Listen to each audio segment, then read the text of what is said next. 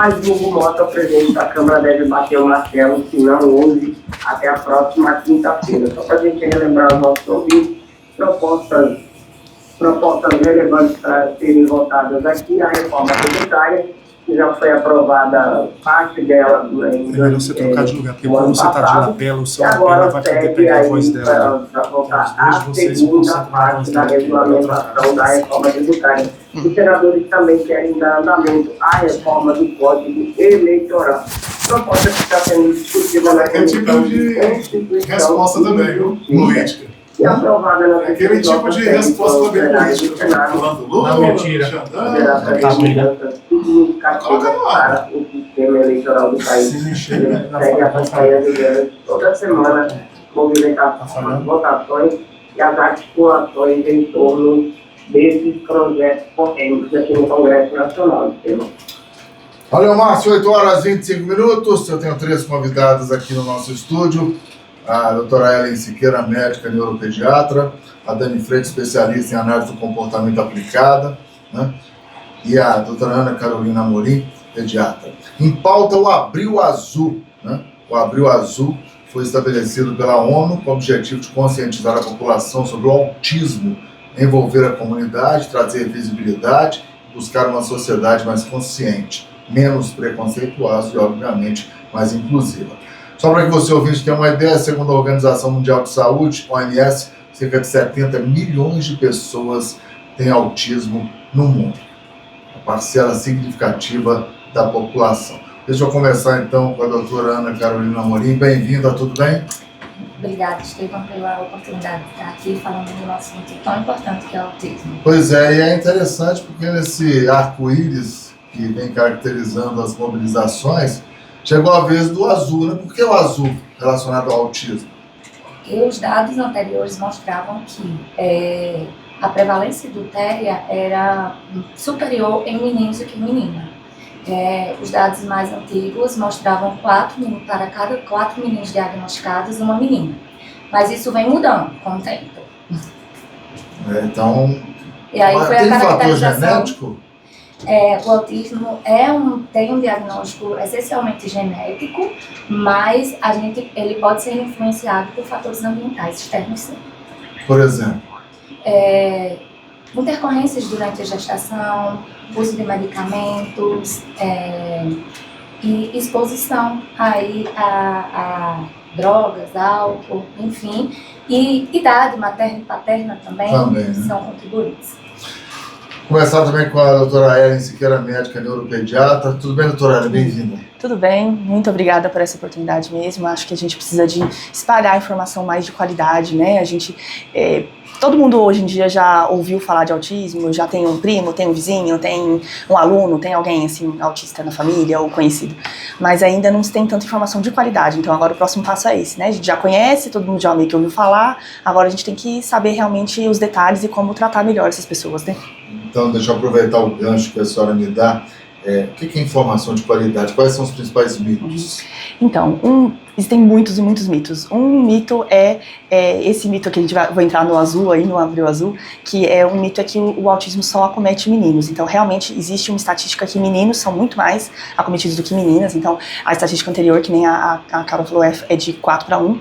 Agora, a gente está realmente mudando essa informação. Parece que mais meninas são diagnosticadas e meninas e mulheres têm uma tendência maior de fazer o que a gente chama de camuflagem, que é meio que mascarar, assim, o que elas têm, as características de autismo. Então, por isso, elas são menos percebidas. Então, esse é um mito bem importante. Não são só meninos. Meninos são, sim, mais afetados, mas também tem muitas meninas, muitas mulheres que têm diagnóstico também de autismo, né? Esse é um dos principais mitos que a gente vê aí no dia a dia. E é importante a gente saber que o autismo é um espectro, esse é o segundo mito que eu diria, que o autismo é um espectro muito grande. Então, tem autistas que falam, tem autistas que não falam, tem autistas que têm comportamento agressivo, tem alguns que não. Então, esse é um outro mito. Cada um é de um jeito.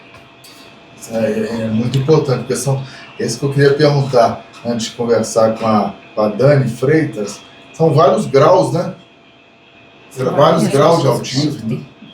Você, inclusive, é mãe. Sou mãe tem o seu filho? E eu sou autista também, diagnosticada aos 15 anos. Eu sou autista diagnosticada aos 14, 15 anos, com síndrome de Asperger na época, não era autismo.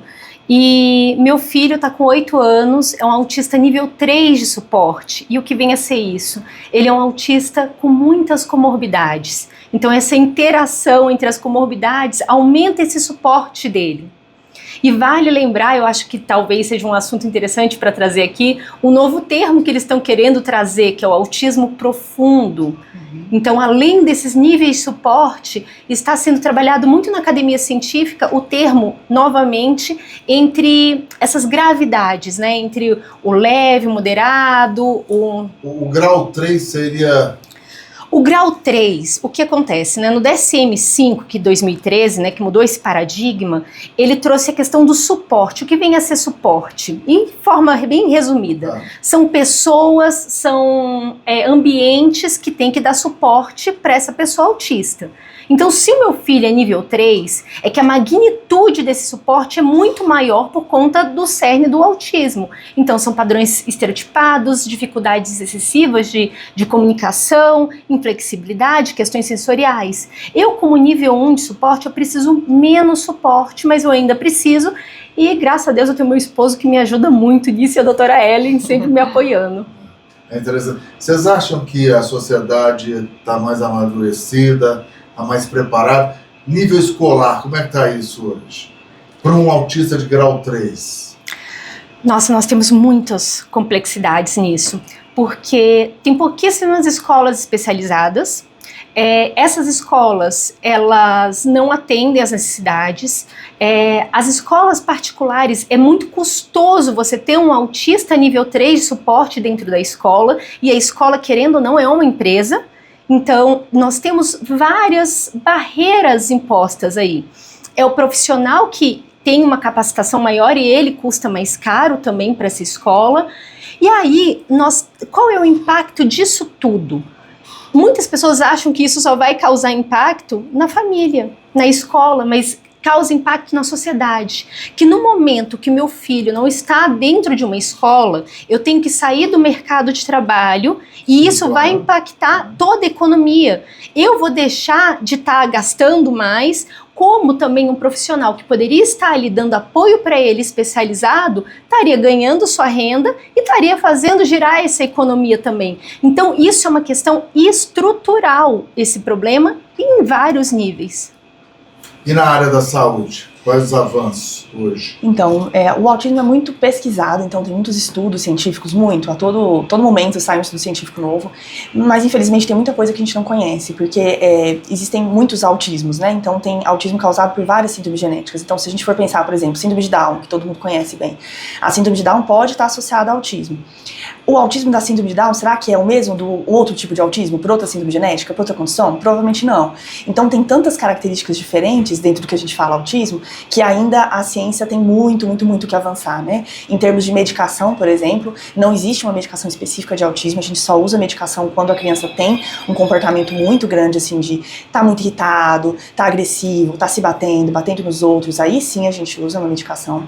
Mas a gente não tem ainda medicação que melhore tanto, assim, a qualidade de vida, assim, né? Então, o que a Dani falou é uma coisa importante, que principalmente pro nível 3 de suporte, que é o que antigamente era considerado grave, o apoio tá muito pequeno. Então, eu tenho vários pacientes, assim, de 20 anos, que não conseguem sair de casa, que ficam em casa virtualmente o tempo todo porque não tem local para ir. Imagina um adulto já de 20 anos, com 100 quilos, 1,90 de altura, e como que você vai sair com ele pro mercado e se ele não se comunica bem, né? Então é uma dificuldade grande. Então a gente precisa conscientizar mais a sociedade para ajudar mais essa família, né? Senão a família fica muito adoecida, né?